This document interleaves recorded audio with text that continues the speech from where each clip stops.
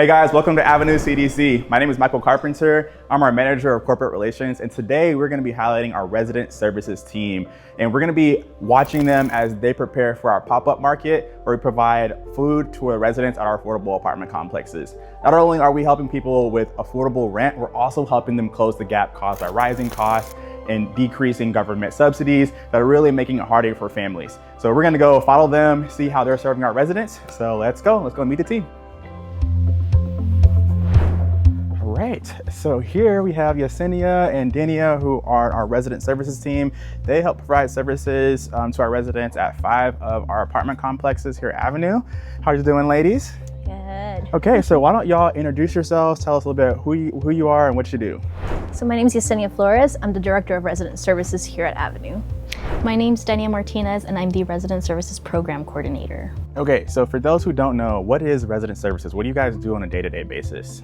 So with resident services, what we do is Avenue has a couple of affordable housing developments here in the Houston area. So our job is to provide supportive services on site at those properties. That can look a little different at every property. We tailor our programming to the residents that live at each property. And so it can look a little like youth programming. We have summer camps. We also do community building events.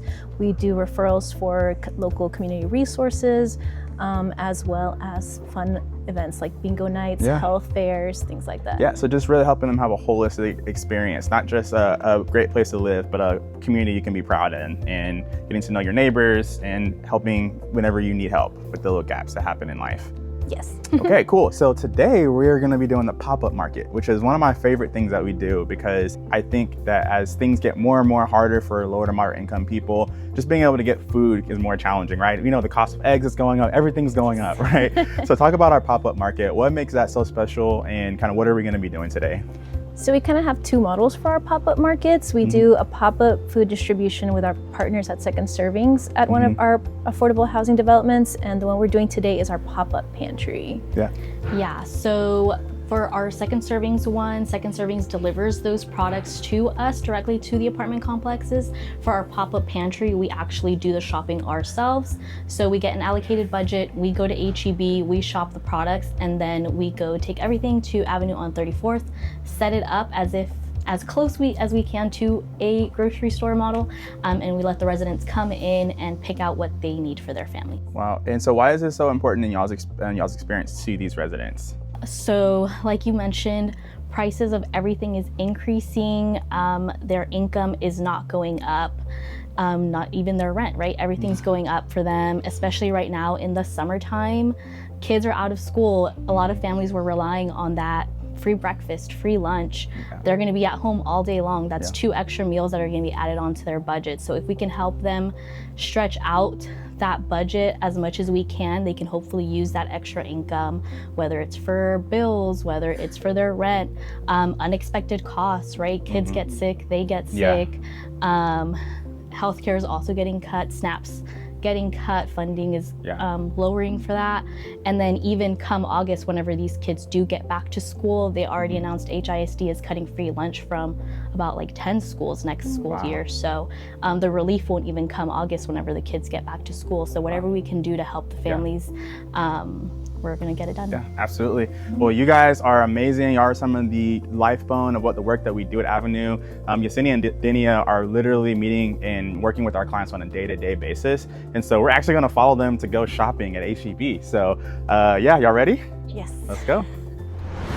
All right, so before we get to HEB, I wanted to stop by and talk to Kionta Carter, who's our VP of Programs and Operations, and see what she thinks about our Red Services team and the program that we're doing in food security. So, how's it going? Hey, Michael, Kionta. good to see you. So today we're following the Red Services team. We're about to go to HEB and hang out with them while they buy food for our pop-up market. But I want to kind of stop in and talk to you, right? And get your thoughts on why you think this is such an important program, and kind of what you think about the work that we're doing here at Avenue. Yeah, thanks for the question. I really appreciate the question because, 40% of Houstonians are food insecure. So that is about 2 in 5 families. Yeah. So odds are you probably know one of those families, and we interact with those families. So Avenue really has a North Star. We are really trying to strengthen our communities. And one of the ways that we're doing it is bringing food into our communities and really removing some of the stress that families have, choosing between healthy food, groceries in my pantry, or basic needs, or paying bills. And so if we can alleviate that by supplying food in your pantry so you can make a better choice for other food, or maybe paying bills, that's what we want to do. And so we have been privileged and very happy to help in the community. Yeah. So one thing that people don't know about maybe how Avenue works from a budget standpoint is we have our affordable apartment complexes. We're just like any other apartment developer in terms of we do collect rent from our residents. However, because we're so mission driven, we subsidize that rent for a lot of our residents, right? Yeah. So that means that we don't get as big of a payday as sometimes some other, other apartment complexes might, right? So what that means is when it comes to resident services, we have to have budgets to help provide the food and the different programming, after school programming, but not all our apartments perform the same, right? So you kind of talk about where the gap is on that and why we need corporations or foundations to really help us with those budgets to keep doing the good work that resident services is doing. Yeah, I mean, the reality is our need in our community outweighs the capacity. So there's always a need in the community. And so you do have a revenue stream, but the revenue stream, like you mentioned, isn't the same, and maybe it's not consistent in every apartment complex. And so what that means is folks on our team have to go out and really help with grants, individual donors, and really that people who believe in our mission, our board members, and really to kind of fill the gap for those programming. The programming is really important.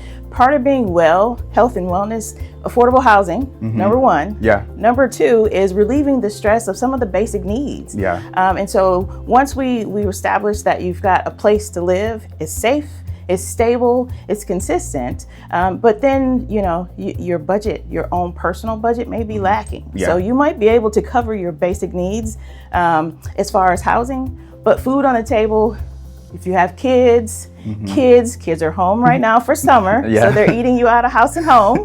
And so that's where we really come in. We really create a case for support for the community to say, hey, we'll rally around these apartments, adopt our apartments, and really bring in the need, and meet the needs of the community and fill the gap. So we're very excited when people hear our cause, want to join our cause, and do that in the way of supplies, in donations, financial donations, corporations, banks, foundations. We're so grateful. We use that money to then fill the gap, as you were talking about, the gap at the apartments, to make sure that the families are whole and well, not just in apartments and home, but we really are trying to make sure that they have really good and healthy food to eat. Yeah, so good. Well, you heard it there. That's the reason why we're doing this. So let's go get the food and help these kids and these families. All right, so we're here at HEB. What is our shopping budget today? What are we working with, and how many people are we going to be feeding today?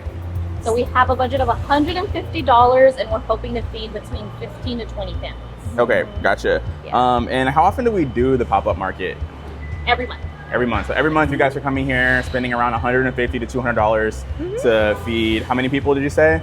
15 to 20. Okay, 15 to 20 families. We actually recently surveyed our residents, and like 70% of them say they spend between $250 and $450 a month on groceries. Okay. So those same residents reported that 40% of them reported that we save, by coming to the distribution, we help save the $50 to $75 from that budget. Okay. So that's money they can spend other places to really help keep themselves afloat in good financial standing. So, okay, well, let's go ahead and get some groceries and we'll see what we're getting.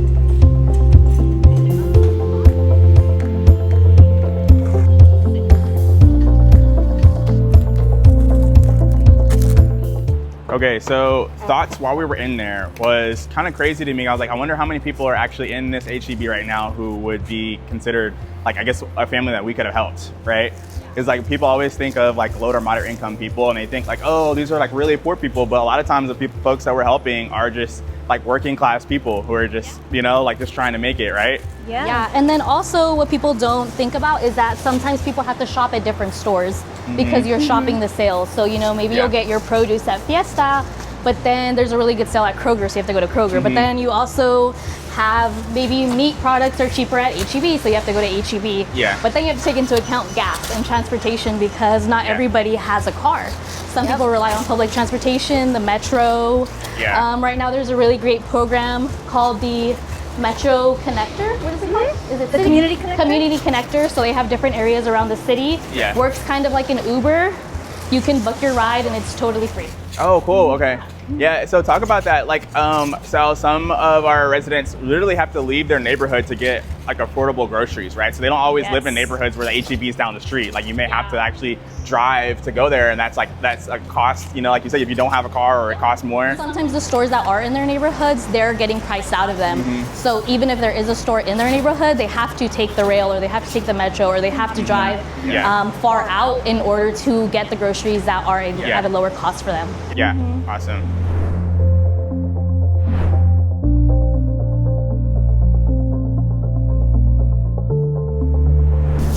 All right, ladies, so as we take this food inside, can y'all tell me a little bit more about this property? How many people live here? What's the demographic? So we have a total of 70 units here. So out of the 70 families, about 150 people approximately. Okay. Yeah, so that's adults, kids, seniors. Got it. So 150 people, our budget was $150.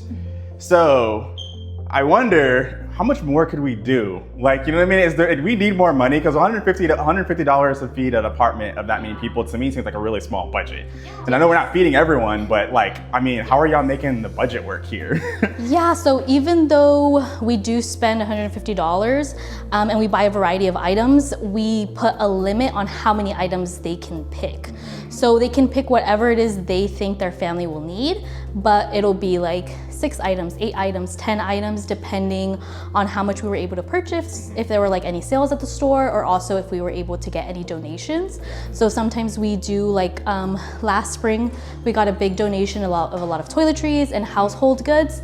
And so we've actually been able to make those stretch all the way through this year.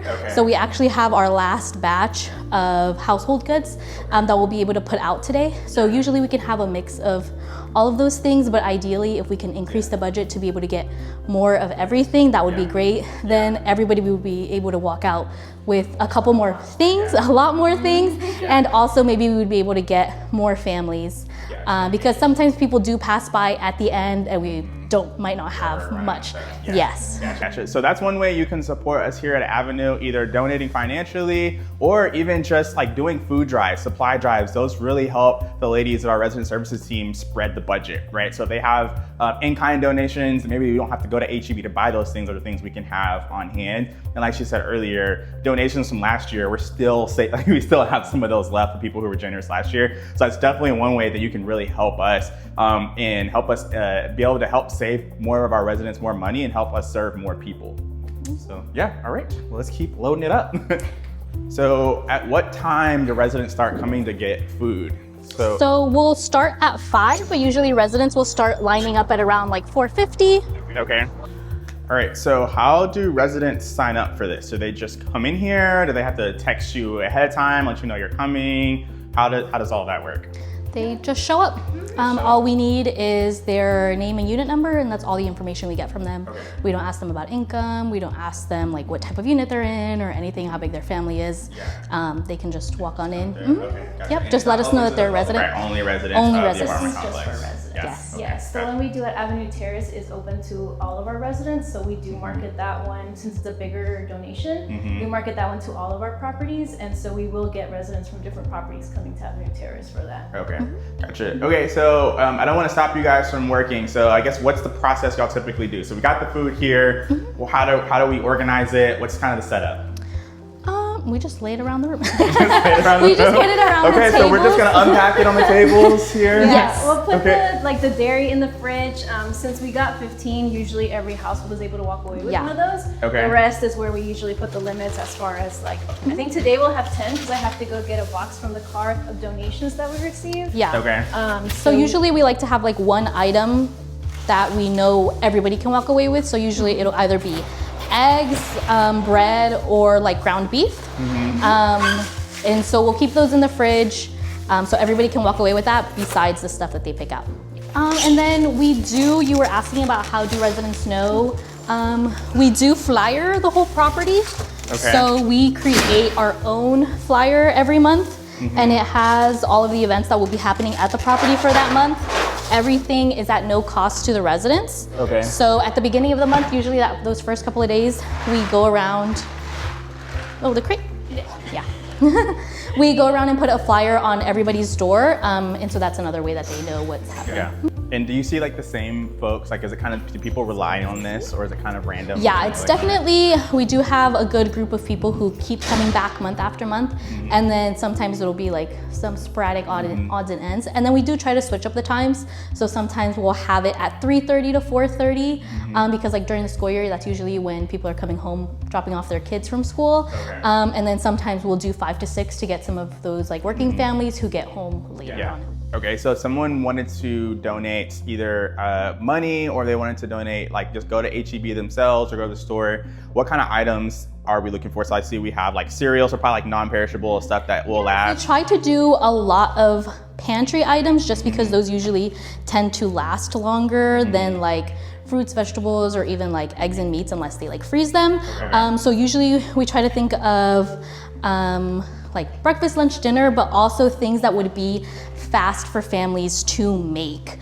So again, we have a lot of working class families. So sometimes it's not just one parent who works, it's multiple parents. You know, we've had instances where mom works during the day, older sibling comes to drop off all the kids from school, and then parents switch off, right? Mom gets home from work and she goes to sleep, but dad was sleeping during the day because he has to work the night shift. So then they kind of just switch off. So we try to think of easy meals, and also meals, kind of like Hamburger Helper, right? It already has some of the stuff in it, so you don't need too many more ingredients in your pantry already to complete the meal, right? So anything that's fast and easy, and also that lasts a long time in their shelves. Yeah, I mean, that's something, those are problems that I even have, is like I need, you know, when I come home from work, I don't have time to like create these gourmet meals. I need something I can make quick. So I think that's something that makes everybody's life easier. Yeah, and then also sometimes things that kids themselves can make. Again, we have working class families. You know, it's not unusual for kids to be home alone, or for older sibling to be babysitting younger siblings. So anything that's easy enough for them to also cook at home.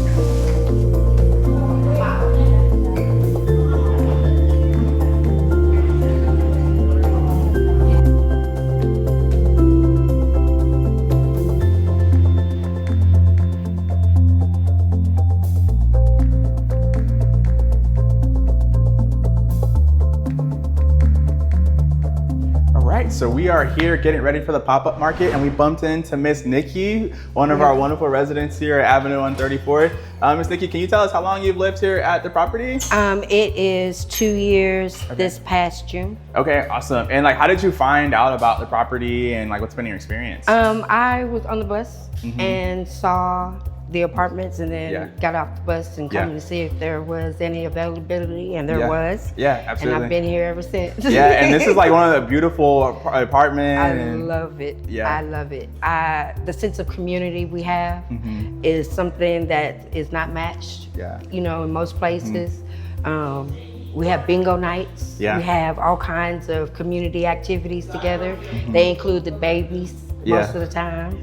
So it is good. It's a good environment, you know, and we can stay on the inside and run around with our babies as well. I love that you have kids. Well, I have, my boys are adults. Okay, but I gotcha. have a grandson. Okay, And he loves to come over here and stay with his nana. That park is right there. And he's like, let's go to the park, nana.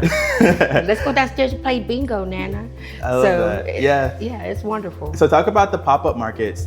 Is this like helping you with like your food budget? I know like everything's always going more expensive. How important has this been for your experience living here? It's life-changing. It saves me time, money, and it's also a sense of community with the and the you get to see the other residents. Yes, we see that everybody. Yeah, nowadays people don't really interact with their neighbors and stuff anymore. Exactly. So you get to kind of bump into people and see how everyone's doing and stuff. Yeah. Yes, sir. Yes, sir. the most wonderful people in this building. They are so sweet. Yeah, that's Yes. amazing. All right, so we're here with Miss Helena, another one of our awesome residents here at Avenue on 34th. I bumped into her a couple times. She comes to our bingo nights. I've seen her at everything. Everything, yeah. Yeah, so tell us, how long have you lived here at Avenue on 34th? I've been here since the doors opened. I was the third one to move in. Wow. I was on the third floor for like almost a month, maybe and a half. Yeah. So yeah, it was kind of creepy, but I like it. I'm not. Yeah, you're not going anywhere? No, it was like, what are you going? No, I don't have one foot in the grave. Yep. And I'm stubborn, so I might not want to go. So why do you think the pop-up markets and the activities we do here are so impactful? Like, do you enjoy those yourself? Yeah, because I used to go to an adult day here, Garden Oaks, right down the street, and they didn't want to renew the lease, so. Yeah, so this is nice. Yeah, because I don't go out too much, go to doctor's appointments or family events, but Yeah. I don't go out too much. Yeah, and do you drive or how's I transportation know, for you? Metrolift. Okay, Metro subs. If you had to, like, go to Metrolift and Z-Trip. Z-Trip. Okay, that's the new one, right? Yes, That just because they brought in? take me to my physical therapy every day. Okay, Yes. gotcha. Yeah, so if you had to like run to the store or get some things, that wouldn't be like, you couldn't just pop and go. All you gotta do is have $1.25. They take you within 4 miles, Okay. maybe a little bit over. Yeah. Okay. Yeah. Cool. And then the pop-up market, how does that impact your life? Because I'm in between money, so Yeah. it does. It's helped. Yeah. Okay. So like whenever just to Yeah. kind of get to your next check. Or your Yeah, next you know, payment, yeah. me and my neighbor, we love eggs. So Yeah. I got her some eggs and got me some Okay. eggs. Cool. And then what's your favorite thing about like living here? I feel safe. Okay. I Yeah. feel safe. Yeah. Yeah.